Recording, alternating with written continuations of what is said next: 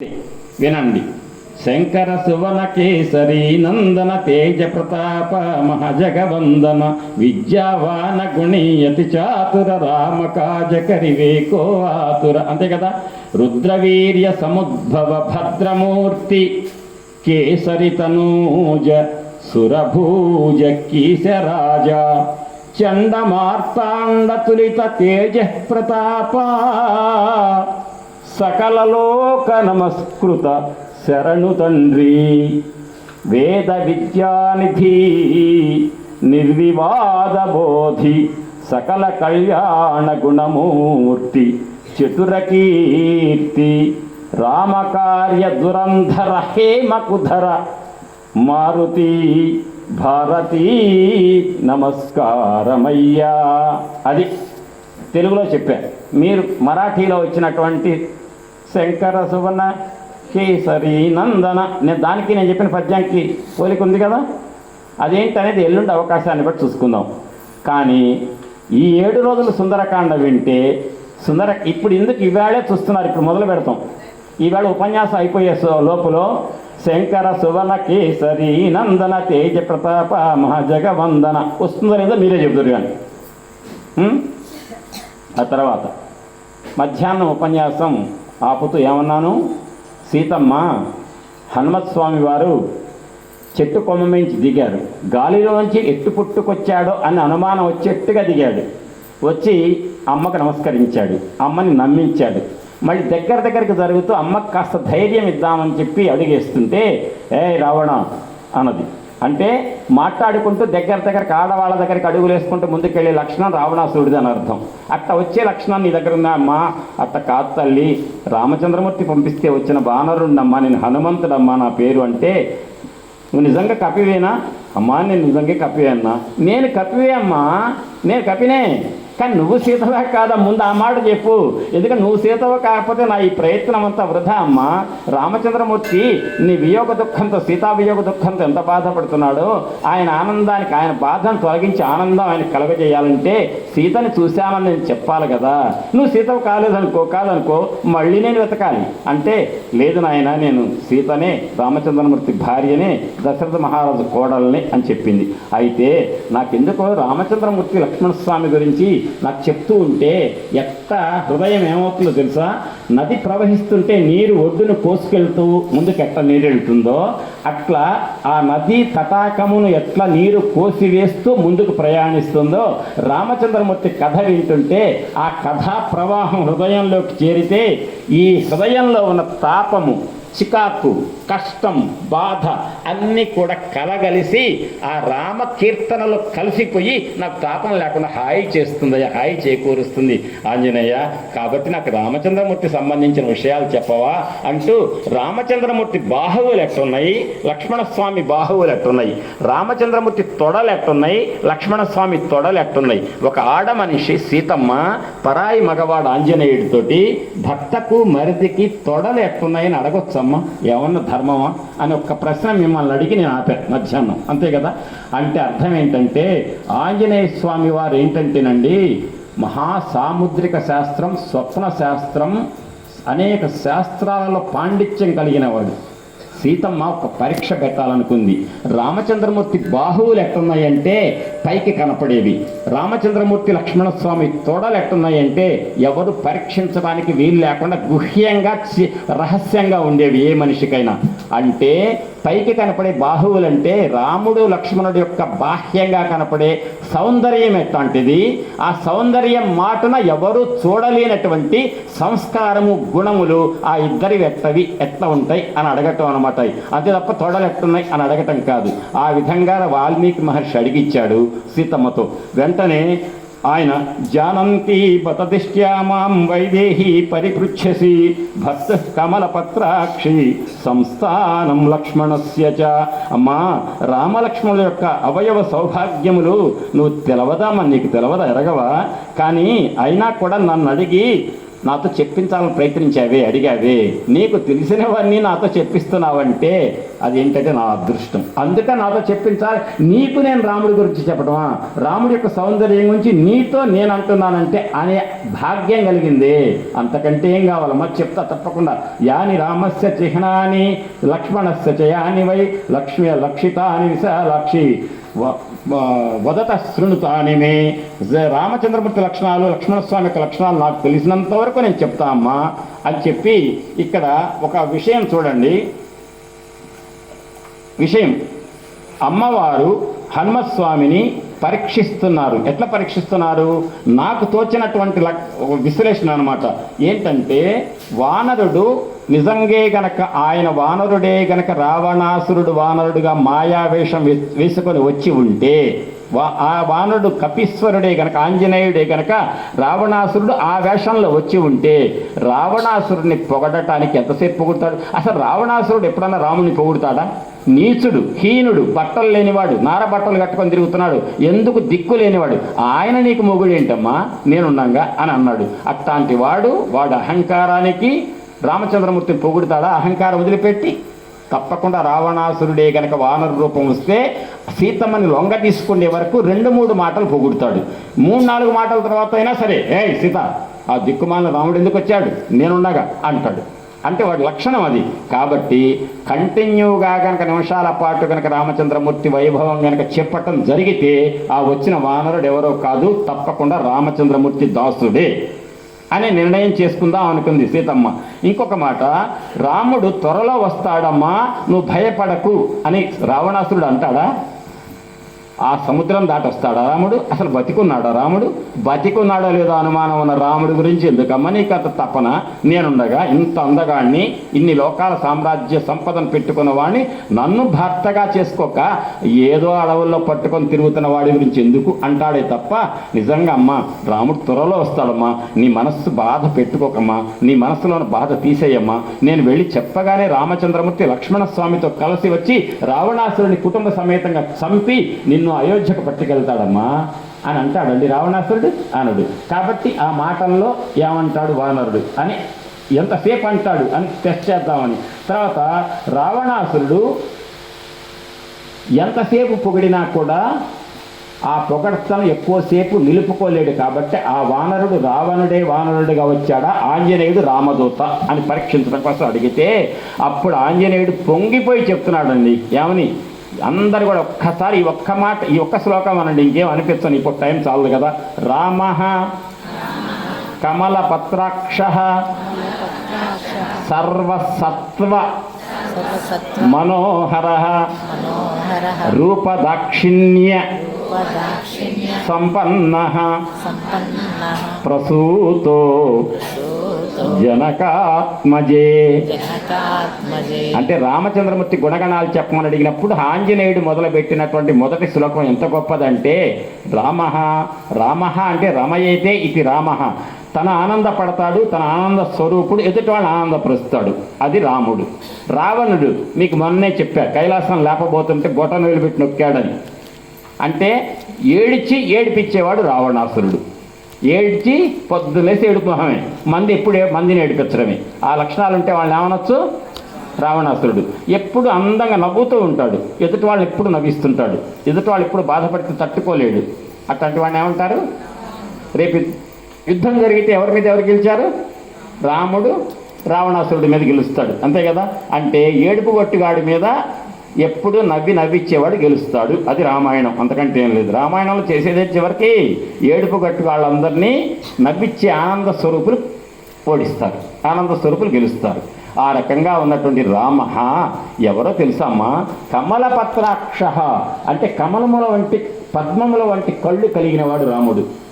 ఎవరన్నా సరే ఒక కథ రాసేటప్పుడు ఆడవాళ్ళ కళ్ళు ఎట్టున్నాయంటే నా కలువపూల రేఖల్లాగా ఉన్నాయి అని అందాన్ని వర్ణిస్తారు. కానీ మగవాళ్లలో అందాన్ని వర్ణించాలంటే రాముడు ఒక్కడే వర్ణిస్తారు. ఎందుకంటే రాముడు కృష్ణుడు ఇద్దరు అందగాళ్ళే. ఎందుకని నల్లనివాడు పద్మనయనములవాడు కృపారసము పైజల్లెడివాడు మౌళి పరిసర్పిత పింఛమువాడు నవ్వురాజిల్లెడి మోమువాడు ఒకడు చెల్వల మానధనము తెచ్చెవో మల్లియలారా మీ పొదల మాటున లేడు గదమ్మ చెప్పరే అని గోపికలంటే రామచంద్రమూర్తిని భాగవతం నల్లనివాడు పద్మనయనములవాడు మహాసుగంబులం విల్లును దాల్చువాడు కడు విప్పగు వక్షమువాడు మేలు పైజల్లెడువాడు నిక్కిన భుజములవాడు యశంబు దిక్కులం చల్లెడువాడు నైనా రఘు సప్తముడీవు తమాకభీష్టముల్ అంటుంది భాగవతం. ఏదైనా నల్లనివాడు. నల్లనివాడు అంటే నల్ల అంటే అర్థం ఏంటి? అందగాడు అని అర్థం. అసలు అందగాడంటే కృష్ణుడే, అందగాడంటే రాముడే. అటువంటి రాముడు కృష్ణుడు ఎవరంటే కమలపత్రాక్ష పద్మనయనమ్ములవాడు అది అని చెప్పాడు ఆంజనేయుడు. చెప్పి సర్వసత్వ మనోహర, ఇది వినండి జాగ్రత్తగా.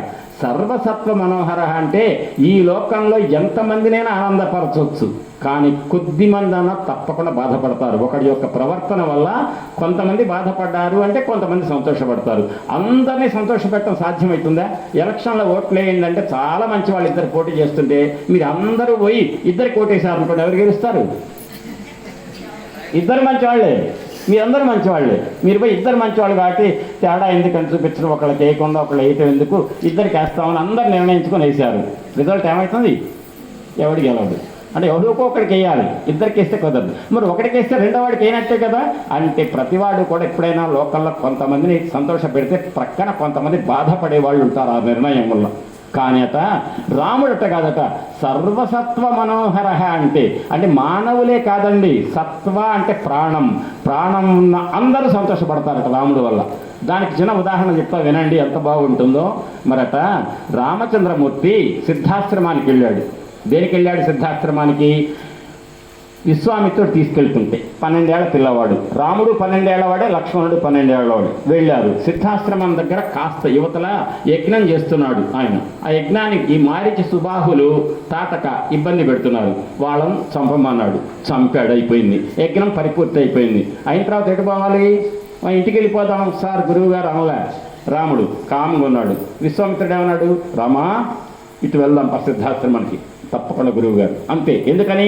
నాన్నగారు చెప్పారు దశరథ మహారాజు, విశ్వామిత్రుడు పట్టుకెళ్తున్నాడు కదా, ఇంటికి ఎప్పుడు వస్తాం అని అడగండి గురువు గారిని. ఆయన ఎన్నాళ్ళు తిప్పితే అన్నాళ్ళు తిరగండి. ఆయన పని అయిపోయిందని ఒప్పచెప్పిన రోజే రాండి ఇంటికి.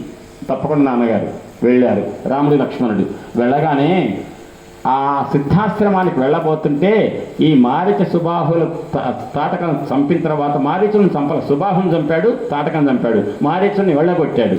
ఆ తర్వాత అక్కడి నుంచి కదులుతుంటే రామచంద్రమూర్తి వెంట ఆ అడవిలో ఉన్న జింకలు, పక్షులు అన్నీ రాముడంట బయలుదేరినాయట.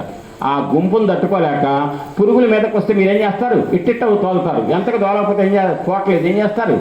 అడిపోతారు, అంతే కదా. అట్టనే రామచంద్రమూర్తి లక్ష్మణ స్వాములు తోడొస్తుంటే విశ్వామిత్రుడికి జింకలు పక్షులన్నీ వెంటబడ్డాయట. ఏంటి జింకలు పక్షులు ఎంత దూరం పోతే అంత దూరం వస్తున్నాయట. ఇట్ట గనక వెంట ఇన్ని జింకలు పక్షులు మీద మీద వాళ్తుంటే మేము ఎక్కడికి ముందుకు వెళ్తాం అని చెప్పి విశ్వామిత్రుడు బతిమిలాడట. పక్షులారా, జింకలారా, ప్రాణులారా అందరూ కూడా వాళ్ళందరూ ఏంటంటే రాముడు అందానికి లొంగిపోయి బానిస అయిపోయి ఆ అందం చూడకుండా ఉండలేకపోడ్డాయట వెంట జింకలు పక్షులు. అంటే నోరు ఉన్నటువంటి మానవులు కాదు, నోరు లేని జింకలు, నోరు లేని పక్షులు కూడా రామచంద్రమూర్తి అందానికి లొంగిపోయి బానిస అయిపోయి వెంటబడుతుంటే వాటిని తోలలేక అవస్థపడ్డట విశ్వామిత్రుడు. ఇది చెప్పండి, ఎవరు ఇష్టపడరు రాముణ్ణి? రాముడి యొక్క దివ్యమైన అందాన్ని ఎవరు ఆస్వాదించరు, ఎవరు ఆనందించరు? అటువంటి అందగాడైన రామచంద్రమూర్తి ఎవరంటే సర్వసత్వ మనోహర.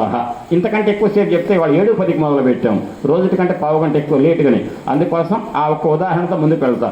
రూపదాక్షిణ్య సంపన్న అంటే రూపములో ఆయన యొక్క దాక్షిణ్యం ఎటువంటిదంటే దశరథి కరుణాపయోనిధి, ఎవరిని కూడా కొట్టడానికి ఇష్టపడ్డట, ప్రతి వాళ్ళ పట్ల కరుణ కరుణ కరుణ దయ, దయా జాలి, ఇంతే, ఇంకో మాట లేదు. అంత దయకు సముద్రం వంటి వాడు రామచంద్రమూర్తి. ప్రసూతో జనకాత్మజే, జనకాత్మజే అంటే ఆ జనక మహర్షి యొక్క కుమార్తె సీతమ్మ యొక్క భర్త రామచంద్రమూర్తి యొక్క వైభవం అది అంటూ, తేజసావిత్య సంకాశ క్షమయ పృథివీ సమః బృహస్పతి సమో బుద్ధ్య యశసా వాసవోపమ. తేజస్సులో సూర్యుడు అంతటువంటి వాడు, క్షమంలో ఓర్పులో భూదేవి అంతటి వాడు. 1000 అడుగుల బోర్లు ఎన్ని వేసినా ఇంకా ఓపిక పడుతూనే ఉంది భూదేవి, అంతే కదా. అంటే అంత ఓపిక ఎవరికి ఉంటుంది? భూమాతకు. ఎన్ని 30 అంతస్తులు 70 అంతస్తులు కట్టినా ఓపిక పడుతూనే ఉంది. ఆ భూమాత కన్నా ఓపిక ఉందట రామచంద్రమూర్తికి. తేజస్సులో ప్రకాశంలో, తేజస్సులో కాంతిలో సూర్యుడితో సమానం. బృహస్పతి సమబుద్ధ్య, బుద్ధిలో బృహస్పతి దేవగురువు వంటి వాడు. అంతేకాకుండా యశసా వాసవోపమః, కీర్తిలో దేవేంద్రుడు అంతటి వంటి వాడు అని చెప్పి, రక్షిత జీవలోకస్య స్వజనస్య అభిరక్షిత రక్షిత స్వస్య వృత్తస్య ధర్మస్య చ పరంతపః. అంటే ఈ లోకంలో ప్రతి వాళ్ళని రక్షించేవాడు ఎవరంటే రామచంద్రమూర్తి. మధ్యాహ్నం ఏం చెప్పుకున్నాం? రామచంద్రమూర్తి యొక్క బాహువుల నీడలో ఈ లోకాలు నడుస్తున్నాయి. అంటే ప్రతి వాళ్ళని రక్షించేవాడు రామచంద్రమూర్తి. స్వజన అందరినీ రక్షిస్తారట, ఆయన్ని నమ్ముకున్న వాళ్ళని ఇంకా బాగా రక్షిస్తారట. అంటే అర్థం ఏంటి? లోకంలో అందరి యొక్క పుట్టుకలకు సాగులకు మధ్యలో పెరుగుదలకు అన్నిటికీ కారణం ఆయనే. కానీ రామా నీ వారము అని చెప్పి హనుమాన్ చాలీస కీర్తన చేస్తూ సుందరకాండ ఉపన్యాసాలు వింటూ రామాయణాన్ని ఎవరైతే చదువుతారో వింటారో ఆ రాముణ్ణి నమ్ముకున్న వాళ్ళను ఆయన దగ్గర ఉండి ప్రతిక్షణము కాస్తాడు. ఎట్లా? పాపములొందువేళ రణపన్నగ భూత భయజ్వరాదులందాపదనొందువేళ. పాపము తగిలితే, పొరపాటు పాపం చేస్తే, రణ అంటే యుద్ధం, పన్నగ పాములు, జ్వరాలు తగిలితే రణ పన్నగ భూత జ్వరాదులందాపదనొందువేళ భరతాగ్రజ, భరతుడికి అన్నైన రామా మిమ్ము భజింపు వారికి, మిమ్మల్ని ఎవరైతే భజిస్తారో కాపుగా నీవు తమ్ముడును ఇరుపక్కీలంజరి సద్విపత్తి సంతాపము మాన్పి కాతురట దాశరథి కరుణాపయోనిధి. కాబట్టి రామలక్ష్మణులు ఎవరైతే కొలుస్తారో ఆ జనాలకు, ఆ భక్తులకు వాళ్ళు ఏ విపత్తు వచ్చినా, ఏ ఆపద వచ్చినా చెరొక పక్క వచ్చి మేమున్నాం అనుకుంటూ చెరొక పక్క నిలుచుంటారటండి. అంటే ఆ రకంగా ఈ తనను నమ్ముకున్న భక్తులను ఏ ఆపద నుంచైనా కాపాడటానికి నిరంతరము కూడా రామలక్ష్మణులు ఉంటారు. ఇంతకంటే ఒక ఉదాహరణ చెప్తే టైం చాలదని చెప్పట్లేదు. అతి తేలిగ్గా జరిగింది, పెద్దలు చెప్పారు. ఈ మధ్య హైదరాబాద్లో ఒక హాస్పిటల్లో ఒక డాక్టర్ గారు, హాస్పిటల్లో ఒక పెద్ద వృద్ధుడట, విదేశాలలో పిల్లలు చదువుకుంటుంటే ఉద్యోగాలు చేస్తుంటే ఆ ముసలు ఆయన పాప ఒక్కడే ఉన్నాడు, ఆయనకి ఎవరు తోడలేడు. కానీ ఆయనకి ఎవరో 2 డబ్బులు పెట్టి అసిస్టెంట్లను పెడితే అతనికి అనారోగ్యం వస్తే హాస్పిటల్లో చేర్చారట. హాస్పిటల్లో రాత్రిపూట చాలా ఇబ్బంది పడుతున్న సమయంలో ఆ హాస్పిటల్లో షిఫ్ట్ నర్సులు కానీ ఎవరు లేరట. కానీ అటు తిరిగే స్థితి కూడా లేదట. ఆయనకు అవసరమైతే బట్టలు మార్చవలసిన పరిస్థితి వస్తే 2 వచ్చి కాంపౌండర్లు మార్చి వెళ్ళారట. మరోజు వచ్చిన తర్వాత డాక్టర్ గారు అడిగారట, అయ్యా ఏంటండి రాత్రి అంటే, రాత్రి కాస్త ఇబ్బంది అయిందండి, నాకు అటు ఇటు తిరగలేకపోయా, కానీ పాప మీ కాంపౌండర్లు వచ్చి మాకు బాగా సహాయం చేశారండి అంటే, కాదండి మీరు ఏం చేస్తుంటారు అంటే, నిరంతరం రామనామం రాస్తుంటానండి, అంతకటి రామకోటి రాస్తుంటా అన్నట. రామనామం జపం తప్పేం లేదు.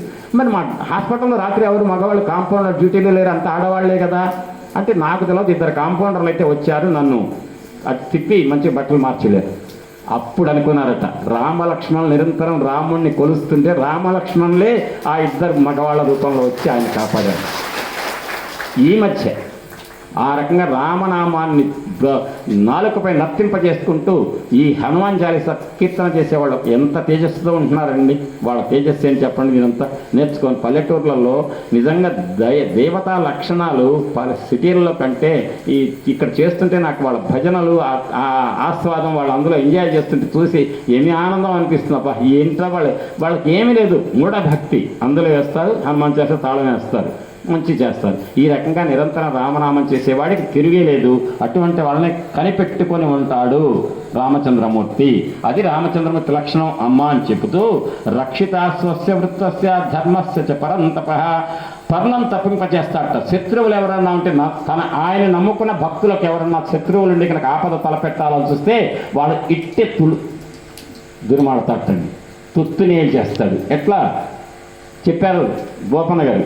భండన భీముడు ఆర్త జన బాంధవుడు ఉజ్వల బాణతూన కోదండ కళా ప్రచండ భుజతాండవ కీర్తికి రామమూర్తికి రెండవ సాటి దైవమిక లేడనుచున్ గడకట్టి భేదిక దండ గడాండ డాండ నినదంబుల అజాండము నిండ మత్త వేదండమునెక్కి చాటెదను దాశరథి కరుణాపయోనిధి అని గోపన్న గారంటే ఒక్కడే దైవమతడు రఘుత్తముండు అవని గురుడొక్కడే కపి ప్రవరుడతడు ఇతర చింతలు లేక సేవించునెవరు ఇహ పరముల సుఖము భజించునతడు సంకటముల శంకల జంకనేల అడలి బలు పీడలని గోడు గుడువనేల హనుమని నామ మంత్రపరాయణుండు అద్భుతానంద జలదిలోలాడుచుండు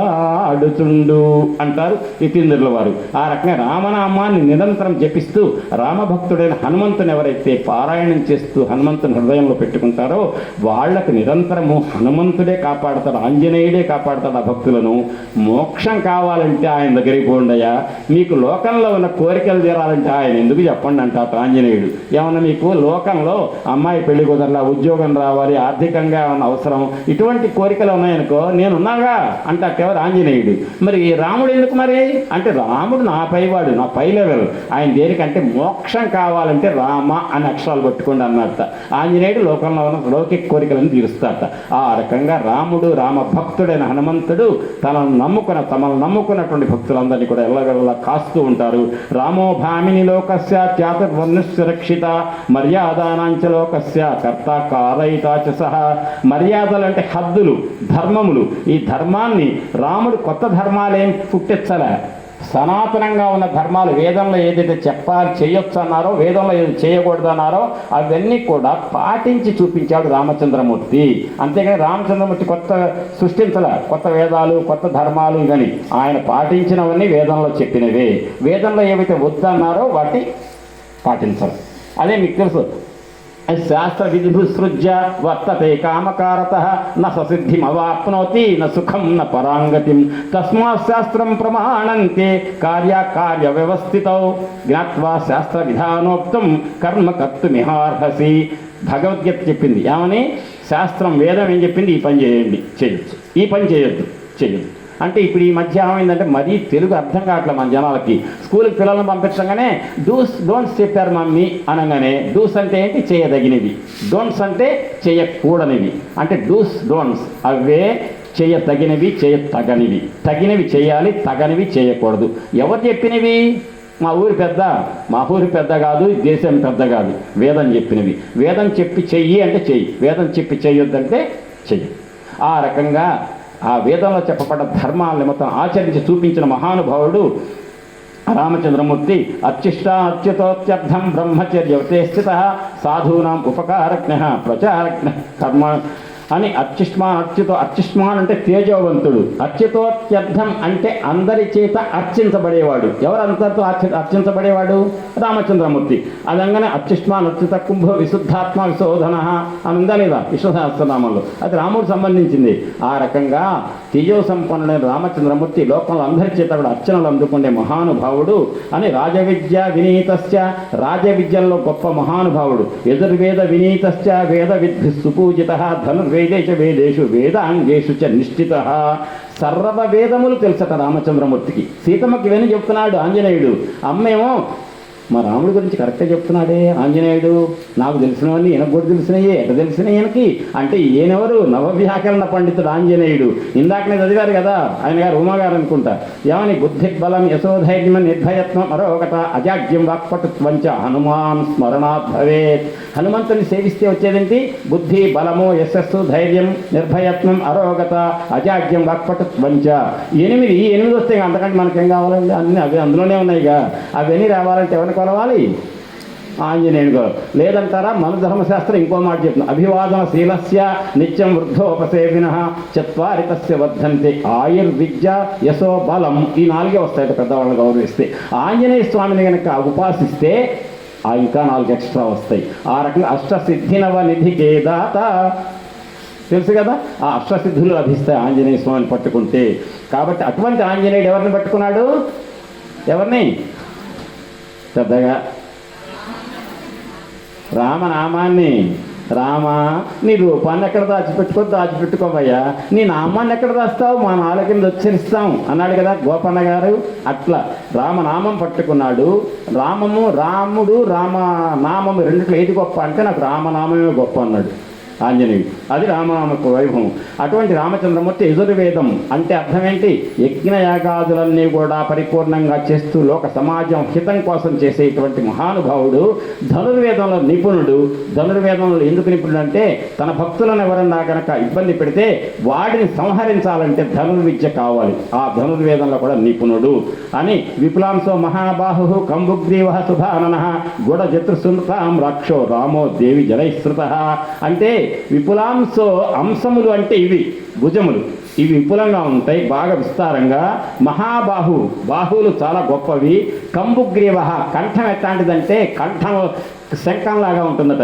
శంఖం మీద మీరు చూసారు, అయ్యగారు రోజు ఊపుతున్నారు శంఖం. ఆ శంఖం పట్టుకొని చూడండి, దాని మీద 3 గీతలు ఉంటాయి ఎట్ట అంటే శంఖం మీద ఉండి 3 గీతల్ని. శంఖం ఎవరి చేతిలో ఉంటుంది? విష్ణుమూర్తి చేతిలో, అంతేనా? శంఖం చక్రం ఎవరి చేతిలో? విష్ణుమూర్తి. దాని మీద ఏమున్నాయి? 3 గీతలు. అది పెట్టుకునేది ఎవరు అంటే ఆయన గారు ధరించే అడ్డబొట్టుని చేతిలో పెట్టుకున్నాడు రాముడు, విష్ణువు. వాళ్ళిద్దరికి మధ్య లేని గోళం మనకుంది. ఏమంటారు? శివుడు దేవుడు కాదు, రాముడే దేవుడు అంటే కోపం వచ్చేది ఎవరికి? రాముడికి కోపం వస్తుంది, శివుడు దేవుడు కాదంటే. అంటే శివుడిని ఆరాధించే వాళ్ళని ఎవరు అభిమానిస్తారు? రాముడు అభిమానిస్తాడు. రాముడిని ఆరాధించే వాళ్ళని ఎవరు అభిమానిస్తారు?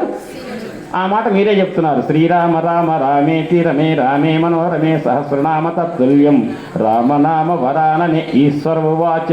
ఈశ్వరుడిగా చెప్పింది కాబట్టి ఆయనకి రాముడు అంటే ఇష్టం, రాముడికి శివుడు అంటే ఇష్టం. వాళ్ళిద్దరు ఒకరికొకరు. మనకు మాత్రం పడదు, ఒకరికొకరికి పడకుండా రాముడు దేవుడు కాదు, శివుడు దేవుడు కాదు. ఆయన అయితే ఈయన కాదు, ఈయనైతే ఆయన కాదు. ఇద్దరు దేవుళ్ళని ఎవరైతే తెలుసుకుంటారో వాళ్ళు జ్ఞాని. ఇద్దరి మధ్య భేదం చూసేవాడు అజ్ఞాని. ఆ రకంగా ఆయన ఒంటి మీద ఉన్నటువంటి ఆ రేఖల గురించి చెప్తూ ఎంతసేపు తత్వం చెప్పారు. రాముడు ఎంత గొప్పవాడు, సర్వసత్వ మనోహర అని చెప్తూ చిట్ట చివరికి ఆయన యొక్క ఆకారం గురించి వర్ణిస్తూ నిర్మాణాన్ని అదంతా చెప్తూ విపులాంశో మహాబాహు కంబుగ్రీవ సుధానన అంటే దివ్యమంగళ విగ్రహం అట మహానుభావుడు. గూఢజతృ సుతామ్రాక్షో రామో దేవి జనైశ్రుత దుందుభిస్వన్ఘోష స్నిగ్ధవర్ణ ప్రతాపవాన్. ప్రతాపవంతుడు, వీర్యవంతుడు. లోకంలో రామచంద్రమూర్తి బాణం నుంచి ఎవరు తప్పించుకోలేరు. ఆ మాట రేపు చెప్పే ఉపన్యాసంలో వస్తుంది. బెదిరిస్తాడు రావణాసురుణ్ణి ఆంజనేయుడు. ఆ బెదిరింపు వింటుంటే సినిమాలలో గత 40 ఏళ్లలో నాకు గొప్ప సినిమా ఏదన్నా మీకు నచ్చింది, ఫైటింగ్ సినిమా ఉంటే మీకు నచ్చిన హీరోది, ఆ సినిమాకి మించిపోయి ఉంటుంది అది. ఆ రాముడికి ఆంజనేయుడికిను రావణాసుడికి మధ్య ఉండేటువంటి చర్చ అంత గొప్పగా ఉంటుంది. వాల్మీకి మహర్షి ఇచ్చింది. అయితే దుందుభిస్వ నిర్ఘోష స్నిగ్ధవర్ణ ప్రతాపవాన్ సమవిభక్తాంగ వర్ణం శ్యామం సమాశ్రిత. ఆయన శరీరం ఎట్టుంటుందంటేనండి, పొట్టివాడు కాదు, పొడుగువాడు కాదు, ఎంత ఉండాలో అంత హైట్ ఉన్నట్ట. కుడి చేతి వైపు ఎడం చేతి వైపు ఉన్నటువంటి భాగాలు కనుక చూస్తే కుడి చేయి ఎంత బారుందో ఎడం చేయి అంతే బారుంటుంది. వేళ్ళు, కుడి చేతి వేళ్ళు ఒక్కొక్కటి ఎంత బారుందో చూస్తే మిల్లీమీటర్ కాదు. ఇందులో మీరు ఫిజిక్స్ చదువుకున్న పిల్లలు ఉంటే తెలుస్తుంది. స్క్రూ గేజ్ అని, స్పెరామీటర్ అని ఉంటాయి. అందులో మరీ సెంటీమీటర్లు, మిల్లీమీటర్ల కంటే తక్కువ కొలతలు కొలిచేటువంటి ఆ మెజరింగ్ ఇన్స్ట్రుమెంట్. దాంతో కొలిచినా కూడా తేడా లేకుండా కుడివైపు ఎంత ఉంటే ఈ వేలు, ఎడమవైపు ఈ వేలు అంతే ఉంటుంది. అంతకే కరెక్ట్. అంత సమంగా ఉంటే ఎంత సిమెట్రికల్గా ఉంది, ఎంత సౌష్ఠవంగా ఉంది, అందంగా అంటారు. మీ ఇంటికి ఏదన్నా మేస్త్రి, సుతార్ మేస్త్రి గారు కట్టేటప్పుడు ఇటు పక్క వేసిన పద్మం, అటు పక్క వేసిన పద్మం దానికంటే కాస్త వెంట్రుక వాసి దిగినట్టుంది అంటారు. అంటే అర్థం అంత కూడా పట్టుకుంటారు. అర్థం ఇది ఒకే లెవెల్లో ఉండాలి. లేదమ్మా వాటర్ పైప్ వేసాను లెవెల్ సేమ్ ఉందంటే కాదు కాస్త దిగినట్టు అంటారు. అంటే అర్థం ఆ కొంచెం దిగినా కూడా ఆ షేప్ని మీరు తట్టుకోలేరు. రామచంద్రమూర్తిలో నూలు తేడా కూడా లేకుండా సమంగా ఉందట. సమవిభక్తాంగ అన్నారు. అంత గొప్ప త్రివళీవాం శ్రేవనత చతుర్వ్యంగ స్త్రీ శీర్షవాన్ చతుష్కళ చతుర్లేఖ చతుష్కిష్కి చతుస్సమ అని చెప్పి ఆయన రూపం గురించి చెప్తున్నాడు. ఇదంతా ఒక్క మాట చెప్ప. చతుష్కిష్కి అని అంటే అర్థం ఏంటంటే 4 హస్తాల బారుంటాడు ఆయన. హస్తం అంటే ఏంటంటే, హస్తం అంటే ఈ గుర్తు కాదు. ఈ హస్తం ఏంటంటే 24 అంగుళాలని హస్తం అంటారు. 24 అంగుళాలు, 4 హస్తాల పొడవు ఉంటాట రామచంద్రమూర్తి. అంటే ఎన్ని అంగుళాలు? 4 24 96. 96 అంటే ఎన్ని అడుగులు? 8 అడుగులు.